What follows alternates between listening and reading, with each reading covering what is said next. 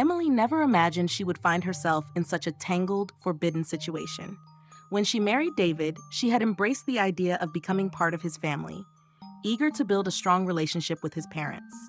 Her father-in-law, Richard, had always been warm and supportive, a man of quiet strength who had stepped in to offer guidance whenever David was too preoccupied with work. At first, their bond was nothing out of the ordinary, a daughter-in-law looking up to an older, wiser figure. But somewhere along the way, an unspoken tension began to build, subtle yet undeniable. It started with lingering glances, moments that stretched just a little too long. Then came the conversations, late at night when everyone else was asleep, where Emily found herself confiding in Richard in ways she never could with David. She told herself it was harmless. He was just listening. He was just kind. But the way his eyes softened when she spoke, the way he leaned in just a fraction closer than necessary, sent a thrill through her that she refused to acknowledge. The first time he touched her, just a graze of his fingers against hers as she handed him a coffee cup, her breath hitched. She should have pulled away. She should have laughed it off. Instead, she felt the warmth of his skin long after the moment had passed. The boundaries between them blurred, and before she fully understood what was happening, they had crossed a line that could never be uncrossed. In the quiet secrecy of their stolen moments, guilt gnawed at her, but so did desire. The weight of their secret pressed down on her, yet she found herself unable to step away. This wasn't just about fleeting temptation.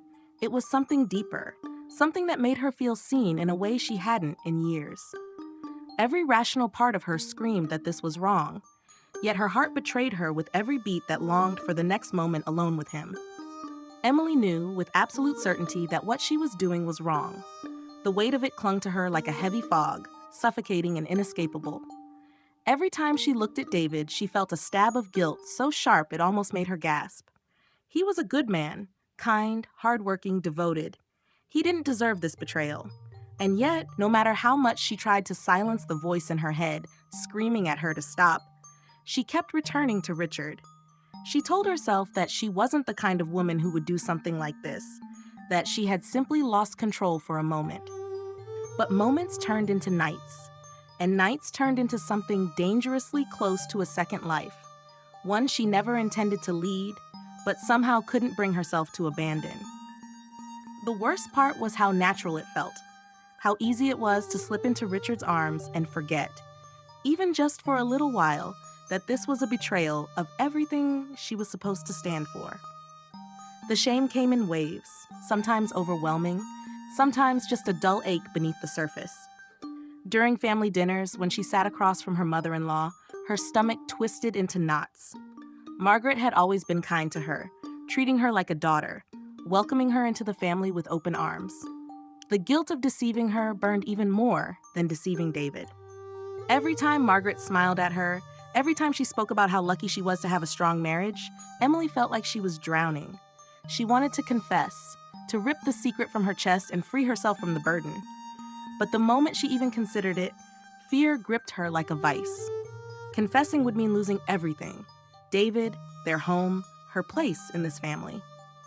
And Richard, could she bear to let him go? The answer should have been simple. It should have been an immediate, resounding yes. But it wasn't.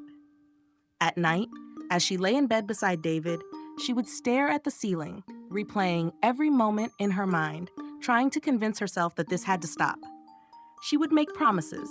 Tomorrow she would end it. Tomorrow she would create distance, avoid Richard's touch, stop seeking him out in quiet corners where no one could see them. But tomorrow always came, and somehow, she always found herself breaking those promises. She hated herself for it.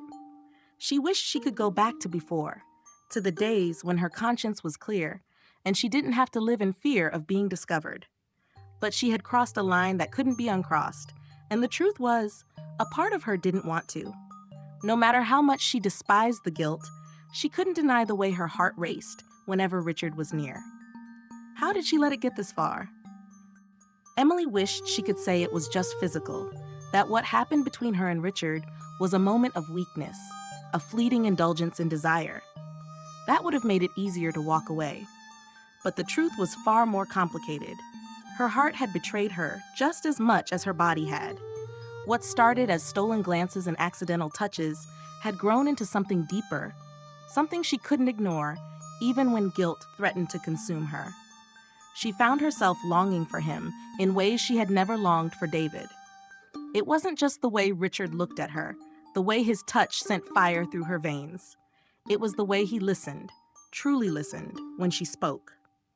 It was the way he noticed things about her that even David had long stopped seeing. The way she twisted her ring when she was anxious, the way she tucked her hair behind her ear when she was deep in thought.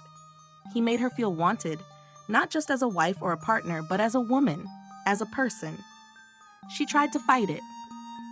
She told herself she was only filling a void, that this wasn't love, just an escape from the monotony of her marriage.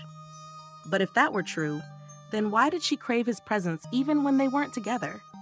Why did her heart sink every time she left his arms? She had convinced herself that her marriage to David was solid, that love was supposed to change over time, settle into something quieter, something stable. But now she wasn't so sure. With Richard, she felt alive in a way she hadn't in years. He made her laugh, made her feel seen, made her feel like the version of herself she had lost somewhere along the way. And that terrified her, because if this was just lust, she could have ended it. But her heart had already made its choice, and it wasn't the one she was supposed to make. The more she tried to convince herself to let go, the deeper she fell. She could barely look David in the eyes anymore, afraid he would see the truth written all over her face. Margaret's kindness only made it worse. Each act of love and generosity, a reminder of how deeply she was betraying the family that had embraced her as one of their own. The weight of it all pressed down on her, but no matter how hard she tried to break free, she kept coming back to Richard. Maybe this was fate. Maybe she had never truly loved David the way she thought she had. Maybe her heart had been waiting for Richard all along, and she had just been too blind to see it. These thoughts frightened her, but they also excited her in a way she couldn't explain. Love wasn't supposed to feel like this. Dangerous, desperate, impossible. But maybe that was exactly why she couldn't let it go. Every day, Emily woke up determined to end it. She rehearsed the words in her head, picturing how she would tell Richard that it had to stop, that they couldn't keep doing this. She told herself she would avoid him, that she would throw herself back into her marriage with David, rebuild what had been crumbling between them. But no matter how many times she resolved to break free, she always found herself back in Richard's arms. It wasn't just desire that pulled her to him. It was something deeper, something that made her feel like she was suffocating when they were apart. She had never believed in soulmates, but Richard felt like something dangerously close to one. The guilt was unbearable. Every time David kissed her goodnight, she felt like she was suffocating under the weight of her betrayal.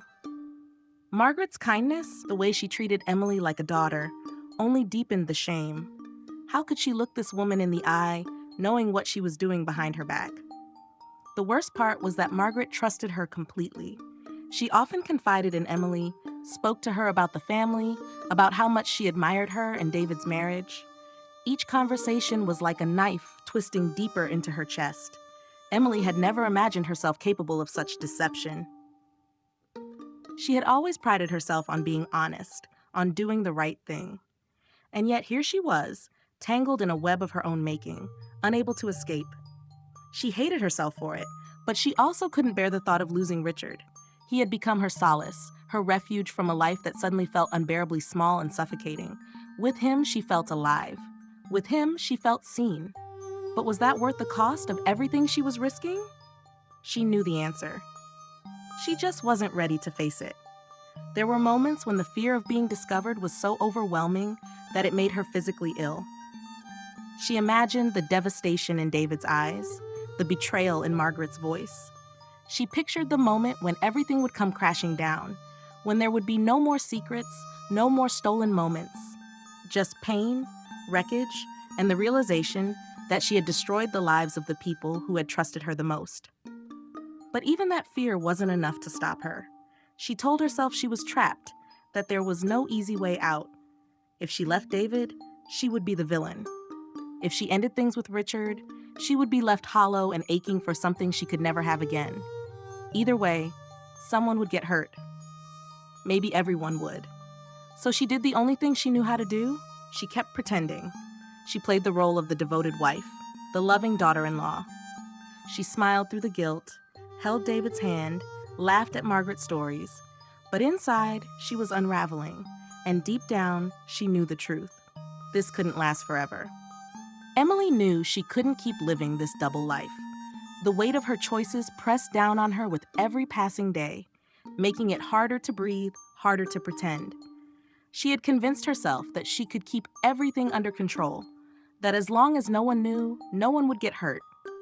But deep down, she understood that secrets had a way of unraveling, that the truth always found a way to surface, especially when it was the one thing she was most desperate to hide.